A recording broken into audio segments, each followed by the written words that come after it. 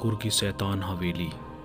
आज की स्टोरी का नाम। रात के समय कार धक्के खाते हुए रुक गई और उससे आरव नीचे उतरा और घड़ी देखी। उस वक्त रात के ठीक 9 बजे थे। फिर उसने कार का बोनट खोला और उसे ठीक करने की कोशिश करने लगा, लेकिन गाड़ी स्टार्ट नहीं हो रही थी। आरव ने मोबाइल से मदद मांगनी चाही, पर उसमें नेटवर्क ही का नामो निशान ही नहीं था। फिर उसने गाड़ी की पिछली सीट पर सोई हुई अपनी पत्नी मिताली को आवाज़ दी। मिताली, अरे ओ मिताली, उठो जल्दी से, हमें आज की रात किसी गेस्ट हाउस या होटल में बितानी होगी, क्योंकि गाड़ी ख़राब हो गई है और अब मैकेनिक के बिना ठीक नहीं होगी।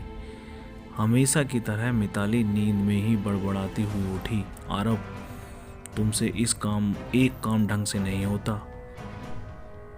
कब से बोल रही हूँ, ये तुम्हारी पुरानी खटारा बेचकर कम से कम एक सेकंड हैंड कार ले लो।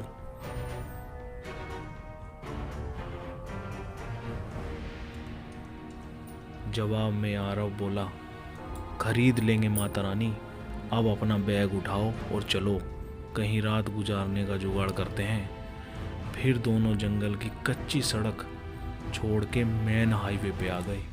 उसी वक्त उन्हें जंगल में कहीं दूर से भेड़ियों के रोने की आवाज़ आने लगी। वो भेड़ियों की आवाज़ उस काली रात को और भी डरावना बना रही थी। दोनों लगभग आधा घंटे चलते रहे और उन्हें न कोई लिफ्ट मिली और न ही कोई होटल मिला। मिताली बोली, आरव, तुम्हारे बेवकूफ़ दोस्त मिंटू ने ये कौन से वीराने में फार्म हाउस खरीद रखा है। इस बात पर आरव कुछ कहता उससे पहले ही आसमान में ज़बरदस्त बिजली कड़की। उस आवाज़ से डरी हुई मिताली आरव के सीने से लिपट गई। उस वक्त आरव के चेहरे पर एक मुस्कान सी चमक आ गई थी। तेज बारिश के आसार नज़र आने लगे थे। तभी चलते चलते बिजली की चमचमाती तेज रोशनी में उन्हें एक पुरानी हवेली दिखाई दी। वह दोनों तेजी से दौड़ते दौड़ते उस हवेली के नज़दीक पहुँचे। हवेली गेट पर उन्हें कोई वॉचमैन नहीं नजर आया।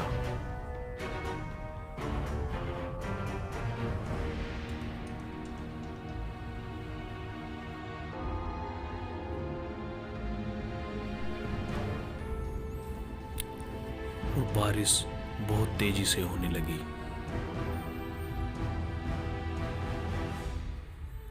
इसलिए वह दोनों गेट खोलकर हवेली के मुख्य दरवाजे के पास पहुंचे। दरवाजे पर डोरबेल के नाम पर एक पुरानी रस्सी किसी सांप की तरह लटक रही थी। उस रस्सी को आरव ने 2-3 बार खींचा, लेकिन अंदर से किसी भी घंटी की आवाज़ नहीं आई।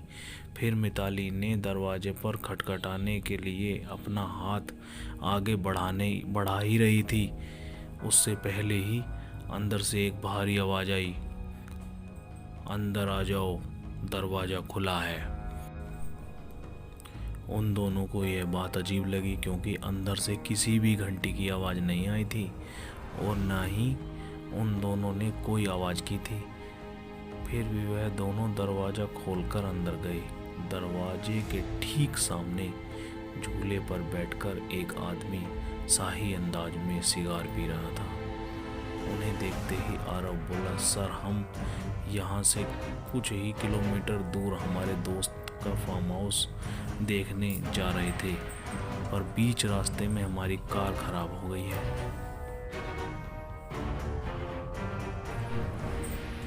और मदद बुलाने के लिए मोबाइल में नेटवर्क भी नहीं है।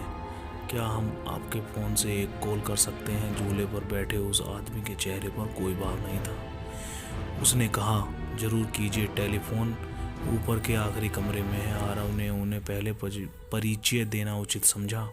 उसने कहा, मेरा नाम आरव है और यह है मेरी पत्नी मिताली।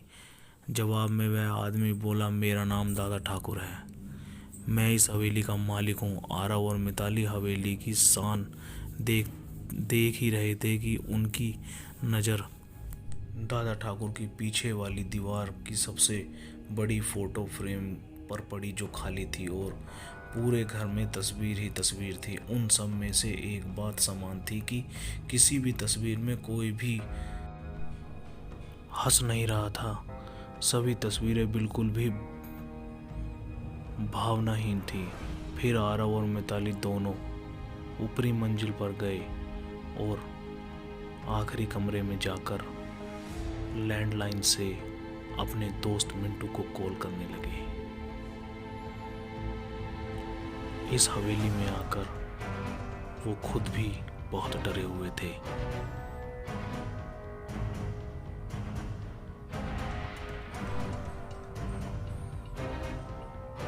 बहुत बार कोशिश करने पर भी फ़ोन नहीं लग रहा था। तभी मिताली की नज़र उस दीवार पर पड़ी।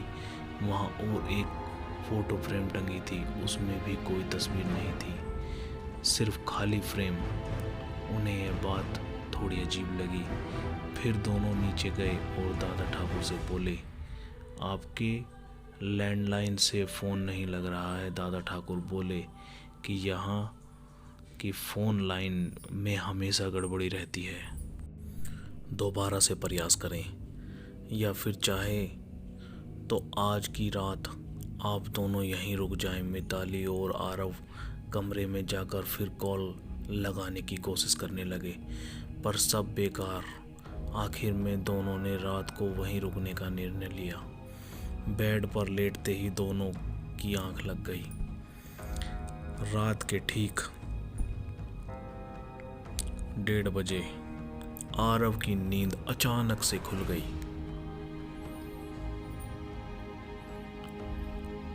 आरव अपने बेड के इधर उधर देखने लगा, मानो कि जैसे कुछ उसे आवाज आ रही थी।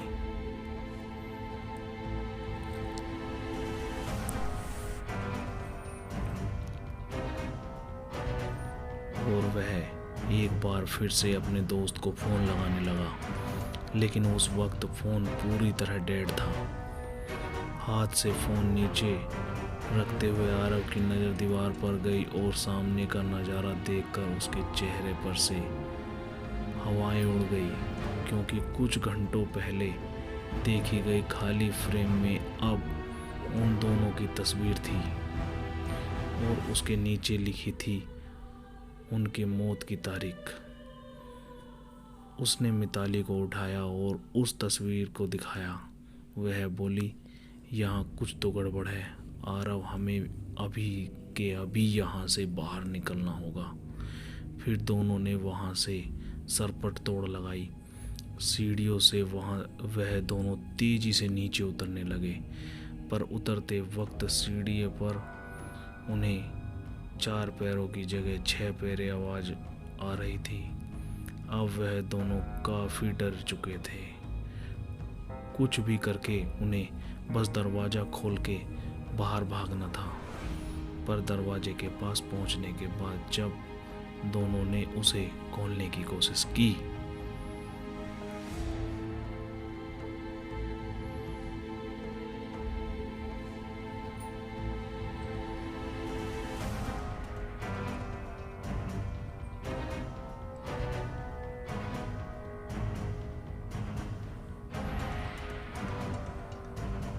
पर उनकी कोशिश नाकाम रही, क्योंकि दरवाज़ा किसी ने बाहर से बंद कर दिया था और अब वह दोनों उस भूतिया हवेली में कैद हो चुके थे। आरव और मिताली दरवाज़ा पीट रहे थे, मदद के लिए चिल्ला रहे थे। उस वक्त बदकिस्मती से बिजली चली गई और मौत के अंधेरे की चादर में सब कुछ ढक लिया और चारों तरफ शमशान का सन्नाटा फैल गया। मिताली अपने कांपते हाथों से मोबाइल टॉर्च चालू करने लगी। जैसे ही उसने टॉर्च चालू की, उसकी रोशनी सबसे पहले सामने वाली उस बड़ी से फ़ोटो फ्रेम पर पड़ी, जिसमें फ्रेम को आते वक्त दोनों ने खाली बिना तस्वीर के देखा था। उस खाली फ़ोटो फ्रेम में अब झूले पर बैठे दादा ठाकुर की तस्वीर शैतानी मुस्कान दे रही थी और अगले ही पल दादा ठाकुर तस्वीर से धीरे धीरे गायब होने लगे और उसके नीचे रखे हुए झूला बिना हवा के झूलने लगा। उस भयानक मंजर को देखकर मिताली की खिड़की बैठ गई और आरव बस बेसुध देखता ही रहा। कुछ ही पलों में मोबाइल भी स्विच ऑफ हो गया।